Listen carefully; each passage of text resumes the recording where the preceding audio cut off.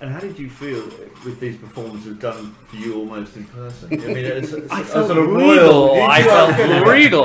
I felt you were joking about the throne. I mean, it became a slightly nervous-making habitual, didn't it? Yeah, it was utterly extraordinary, and it wasn't only that there was this special performance for me. We were saying after we stepped outside just now into the Abbey. The Abbey now looks like a bazaar. Everybody piled in, tourists, whatever. We had the privilege of these buildings where we were alone. And they are so powerful. Just entering King's College Chapel, entering this place, going into St Paul's, that vast space, and you're there, and nothing else. And it's a monarch's eye view. You have it's a monarch's eye view. Because to hear that music played to you.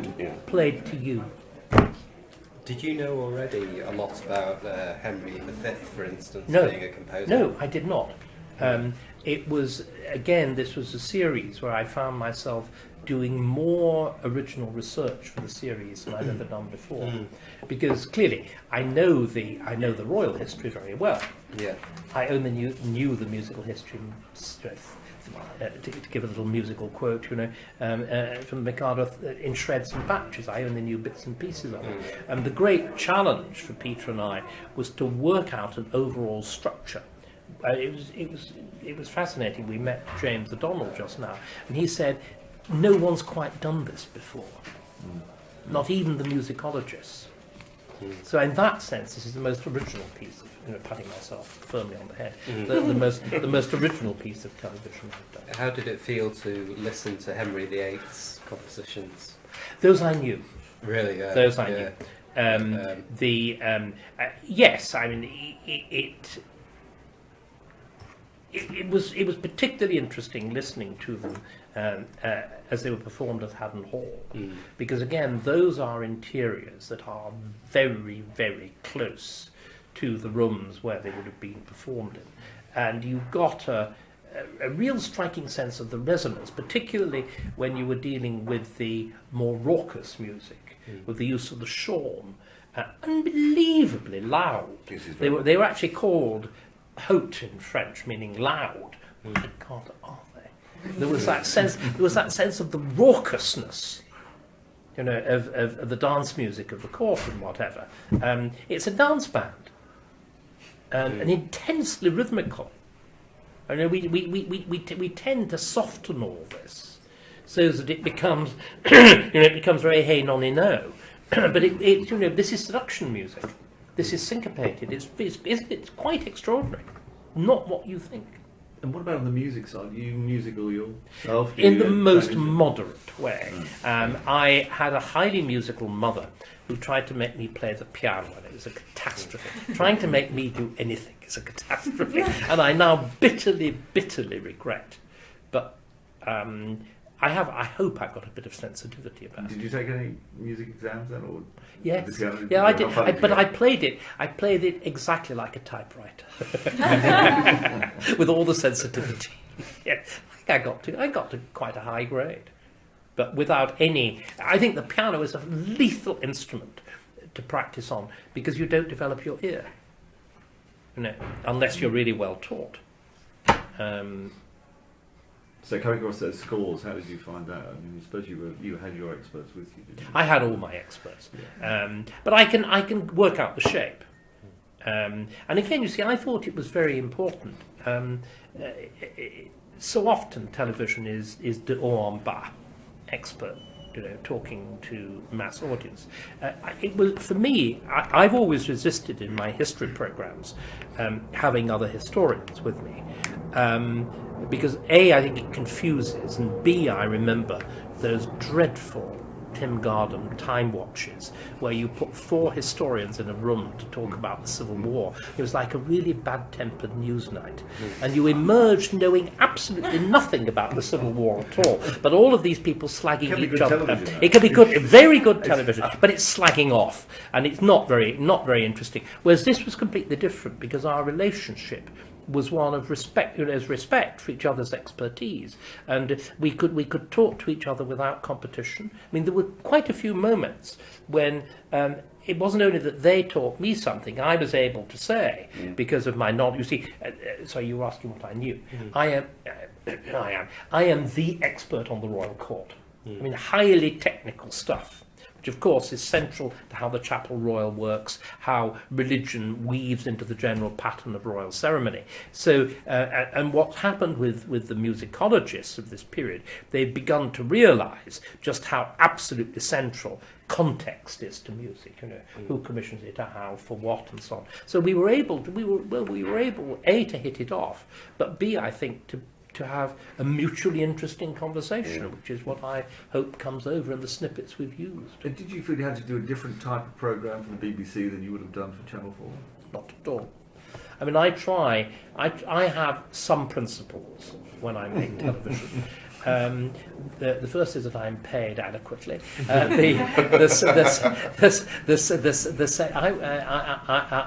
never believed in working for nothing. The labourer is worthy of his hire. But I believe that it is possible to be as accurate, as creative, and as imaginative in making television as in writing the most serious academic book.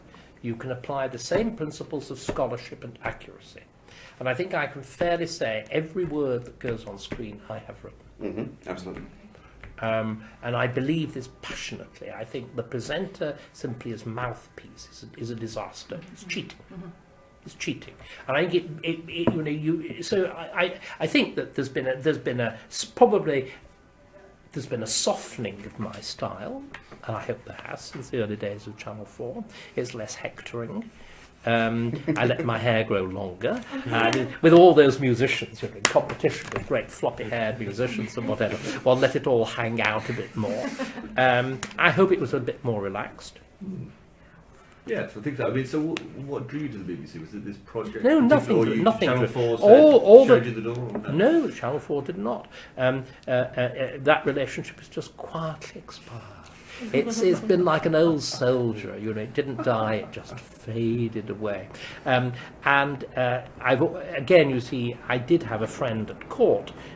Janice Hadler was my first editor at Channel 4, and of course now BBC 2. But the genesis of the programme is genuinely what Jan and I described it as being. It happened at the British the British Library. It was the opening of my exhibition, my quincentennial exhibition for Henry VIII in 2009, and obviously I gave the opening talk naturally. And one of the things that I highlighted was, of course, the contribution of the British Library's own unbelievable manuscript resources to it, which are particularly strong in music. They have all the key Henry VIII musical documents. And so I talked about those for a few moments, and Jan, there's a programme there, let's do something on Henry before he starts cutting the heads of his wives off. But then we discovered there was a very intimate connection between the cutting off the heads of the wives and what happened to the music. So there's a really driving political narrative to this, politico-religious narrative to it. Which I think complements the dynamism of the music. You mentioned your own memories of the coronation. I was wondering if you could expand on that a little bit and how that affected you. I was a little boy. I was aged 8, and I was, of course, in those days, little boys wore short trousers, but they had sort of neatly pressed suits, and we were all in our collars and ties because you didn't on the whole wear open neck shirts, except on the promenade at Morecambe and on the beach when you were allowed to. Otherwise, we were all gathered in our next door neighbour's house. They were semi-detached council houses, and our next door neighbour, my mother disapproved of her passionately, because she was a loose woman, and indeed she was very, very effectively, and she got off with a local businessman, which is why they could afford a television. And there was this very large pie console model. You're all far too young to remember these things, but they looked like a sort of 50s cocktail cabinet. and they stood about this high, and they had doors that opened, so the doors were ceremonially open. Then you had this tiny little 14-inch screen in the middle of the thing, and this faintly bluish black and white image. David Dimbleby and I were chatting about this last night, and he, of course, is making a program on the coronation using his father's text for the coronation. And as he was describing, that the very smallness of the box, the very smallness of this little view, it produced a kind of sense that you were being let into a great mystery. It was like spying. And then there was this extraordinary spectacle. Have you ever seen a film of the coronation? I haven't actually. You really ought to. It is one of the world's great spectaculars. And there's a wonderful colour film. Yes, you'll see some of that in You'll see some of it. But here there is this, the Queen was strikingly attractive at that point. She's 25, much of the time clad in white. It's like a great act of sacrifice. Alone, because of course the Duke is not consort, he's not crowned with her. So she's alone with all of these extraordinary old men wearing the weirdest things and these extraordinary actions. It's really hieratic. It's sort of Harry Potter on speed. It's very. It left the most abiding memory. I suspect it's at the basis of the fact that all of my professional career has been based around history of monarchy and aristocracy, and that, of course, and being fed up with living in a northern council house. Could you name some of the composers that you focus on in the first episode, and what made Well, them the only really key the key composer of the first episode is Dunstable. We look at some of the figures who surround him. I mean, they're semi-anonymous, aren't they? They're the figures, in the Old Hall manuscript, and there are only two collections surviving. There's the Old Hall and there's the Eton Choir book. And so they are the composers there that we're really trying. But what we're really trying to do there is to set up. It's not so much the individual music, individual pieces, though many of them are absolutely magnificent and beautiful. But it's the particular pattern of music and the role of the Chapel Royal and the scale of the royal commitment, the size of this enterprise, the investment in this enterprise, and then to use the Reformation to present the story of the break with Tallis and so on. Yes, which is in the first episode as well. Which so is the in the first one first goes up episode. to Tom It goes up to Starsky Elizabeth. It goes up to Elizabeth. And that's before the 20th century. That's the golden age of English church music in particular. It's still starts being birth, so that's all. But again, golden only within the walls of the Chapel Royal.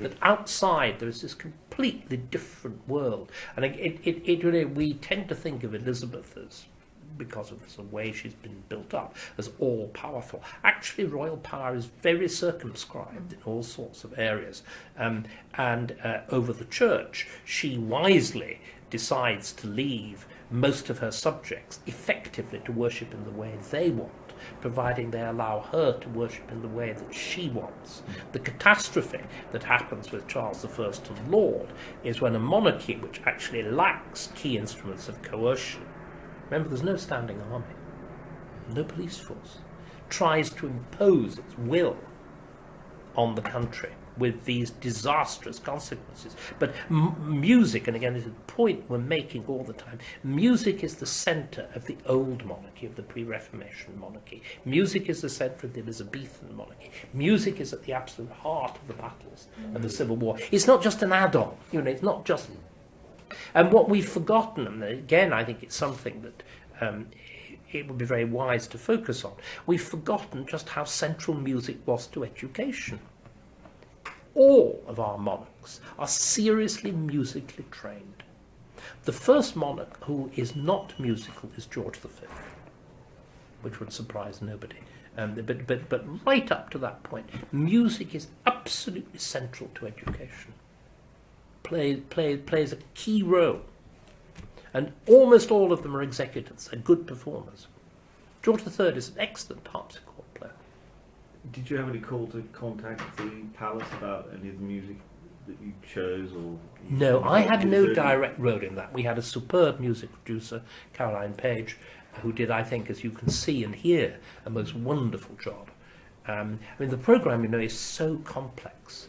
And I'm also a believer in television that each person does their own job. I'm words man. No, seriously.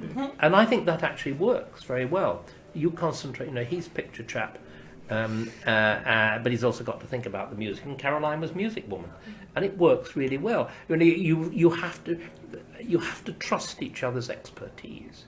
You have to be prepared to work cooperatively. Okay, the certain dominant elements in the partnership, which will be obvious. But I think I was prepared to take direction sometimes. No, I mean, when it comes to a matter of performance, I think I'm a lamb, aren't I? I mean, I do what you tell me. You are a kitten, Dave. Yeah. With this dreadful business of removing claws, yes, I have to regrow my nails at the end of each programme. Yes. Given what you've just said about monarchs all being trained in music, which would you say, which monarch has been the most talented? Henry V clearly is one. Then it's Henry VIII. It's Elizabeth. I mean, Really? both of them are seriously good executants. I mean, they're very, very good. Henry VIII composes. He's all right. Yeah. And apparently musical opinion is now revising him upwards rather than downwards. But you know, he's able to compose a five-part mass. Which ain't bad. Yeah. You know, I think most students doing a musical degree nowadays would rather balk at that. You know, at the same time that he's being a star athlete, running the country, writing poetry, you know, and supervising astonishing architectural constructions. These were polymathic people. And Elizabeth, you know, she uses music as an absolute element in her competition with Mary Queen of Scots and so on. Her ability at the harpsichord, which apparently is staggering, because of course she has this enormous reach. She has these huge, long fingers. So you get the Scots ambassador, effectively having to have a command performance thrust at him, as you know. She's sort of saying, you know, who's the tallest, who's the thisest, who's the thatest, and then finally this great flurry on the harpsichord. You know, who can do a chord like that? So I should just say that we've got until 1:45, so we've got sort of another 4 or 5 minutes. Okay. Of all the music you heard, was there anything in particular that completely blew you away? Oh yes, I mean the Handel played here and at St Paul's, and played as it was played, is simply extraordinary. I thought again that the early 20th century stuff, that we had a wonderful performance of Jerusalem. We had the performed Host in St Paul's in Yes, University yes. of my country. Which Oh. episode is it, Jerusalem? pardon. That's in the full. Yeah. We also had, we used a place that will be not familiar to any of you, which is Stationers' Hall, which is one of the grand new buildings put up in London after the Great Fire. And it was the principal musical venue for Purcell's last works and for early Handel. And listening, for example, to the birthday ode for Queen Anne, you know, the thing that was sung at the Olympics and whatever, Okay, yeah. there. That was, wasn't it? That one of the most absolutely extraordinary moments. And again, it's a piece of music. It's eternal source of light divine is the famous bit that you hear on adverts and so on. And hearing that sung in a room just for an audience of one, which you did, which is how it was originally performed. It was written for Queen Anne's birthday in 1714. And David was being Queen Anne. With no effort at all. But it's quite a privilege, isn't it? It was And, very deeply so. It marvellous was deeply soprano so. singing. It was deeply so. And again, you know, the experience of also watching music making, all the choirs that we dealt with were splendid, but the one, as it were, where you saw the most intellectual engagement by the participants was when we were at Eton. And that was very remarkable. I mean, the boy who sang the descant, he was the kind of person who makes you sick of Etonians. You know, whilst he was doing this, he was at the same time hiding under the ledge, doing his Greek prep. You just wanted it. What about the level of royal patronage for music now? Is that increasing? I mean, you mentioned Maria Miller in there, of course. It's so controversial at the moment about arts funding. Well, I mean, I think what I think there's been a very interesting revival of interest and concern and musicality with Prince Charles. I mean, Prince Charles is a good musician. You know, he's an executant. He plays the cello. He is very closely associated with the expert on early 20th century music, Jeremy Dibble, that we use. They're friends. He chose the music for the wedding of his son and daughter-in-law. He talked Kate through it, and a great deal of this early 20th century music, especially Parry, was very heavily featured in that. What I think is the great problem is what has happened to the so-called serious music tradition. Hardly any of the music is really usable for the sort of purposes that it has to be used. And it is very striking how those early 20th century composers, as it were, accepted the constraints of royal composition and produced masterpieces with it. Paris, I was glad, I think often Paris is a very boring composer, but you know, that is electrifying, absolutely electrifying. And yet, as I was saying to you when we were talking about the manuscripts, you can see just how absolutely it's written to a brief. Frederick Bridge, who was the organist here and was responsible for the coronation, so he had the tightest rein on the composers and whatever because these are the first coronations where there's evidence of real rigour in the mounting of the ceremony and precise organisation and whatever. It's really choreographed. It's really choreographed to the last detail, extensive rehearsal and so on, which most artists nowadays would regard as an intolerable constraint, but it produces some of the very greatest music. But also, one of the things you argue in the series is that what we see now, you know, what we've just seen last year with the service for the Diamond Jubilee and what we expect from royal weddings and funerals, that all really comes from 1902. It's 1902 to 1911. It's those coronations. It's the beginning of the House of Windsor, and it's one of those extraordinary moments at which a nation really reinvents a religion. It's royal religion. It's English Shinto. The English worshipping themselves always seem to be very sensible through the monarchy, as you know, Japanese emperor and real Shinto. I think we might have to draw it to a close. Does anybody have any last questions? Or Just briefly, you mentioned sort of the popular tastes of Elgar and the little clip we saw there, and Henry VIII is the pop star king. I was wondering if you had any interest in sort of more popular modern responses to the monarchy. No, this is not. I'm allergic to all of that, and it seems to me to be. It's silly for me to do something that I'm not interested in, and to pretend to do it. Somebody else can do that, and somebody else should do that. You know, the peculiar phenomenon of the sanctified monarch listening to a concert with earplugs seems to me to be something that is in urgent need of exploration. Yes. That won't be. Yeah. And there's all of that too. Yes. I mean, the relationship of monarchy to popular culture is a very odd one, but somebody else needs to explore that. I'm not the person to do it, I fear. And are you quite competitive as a sort of TV historian? Say, if you know, when Lucy Worsley's programme came out, did you go, gosh, I wish I'd done that? I've never seen Lucy. What, It's on BBC Two. It's on BBC Two. No, I'm not particularly. I mean, Simon Sharma and I, we go back 40 odd years. We were near contemporaries at Cambridge. But no, I mean, we've never had a public argument about things. We all have our own styles. History is a house of many mansions. And it seems to me there appears to be room for all of us. Why not? I really am very unprescriptive when it comes to this. Clearly, people prefer one to the other, but that's fine. The only thing that worries me at all is whether the history that's on television is any good or not.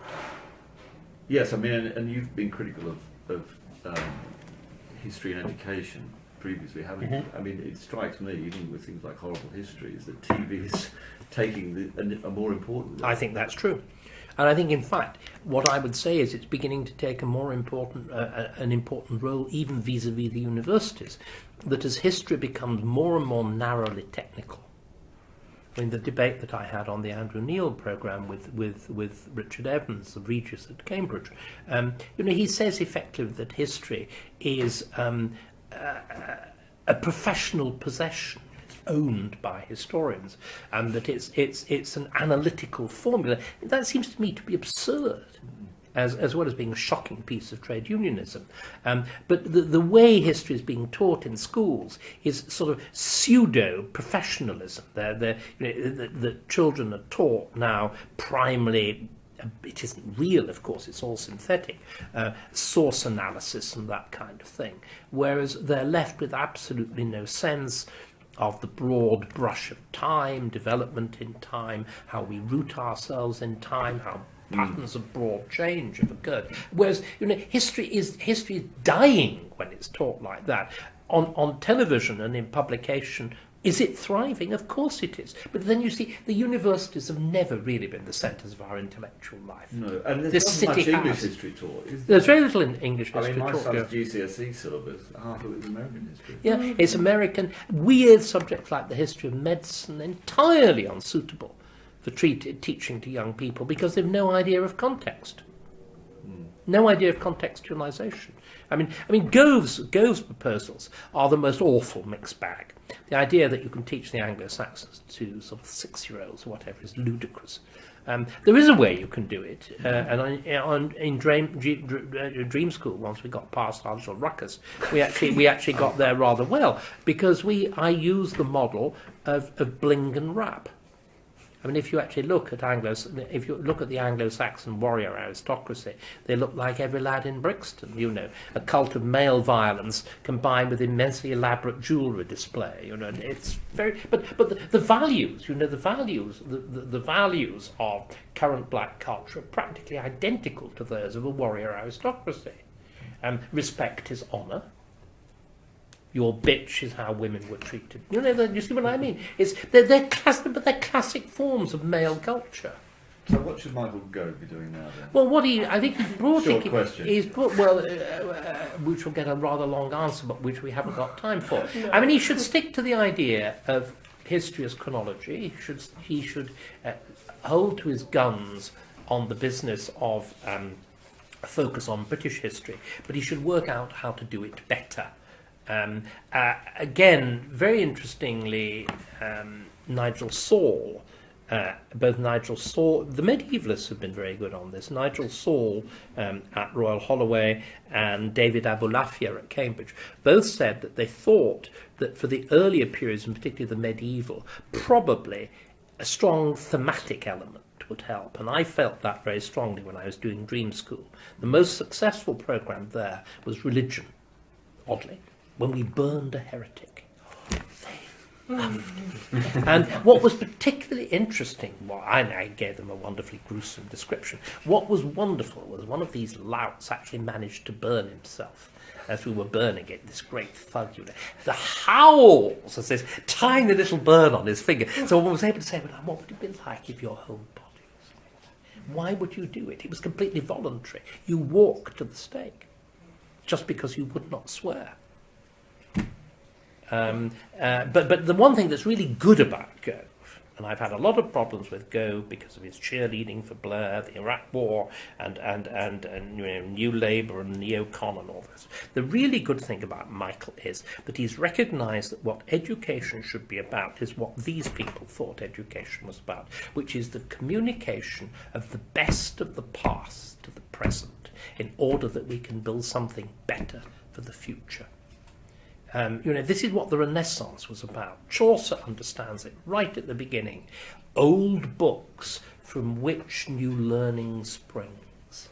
And once you lose that sense of the communication of this body of learning and knowledge. Education just becomes a series of fragments, and he's at least got that.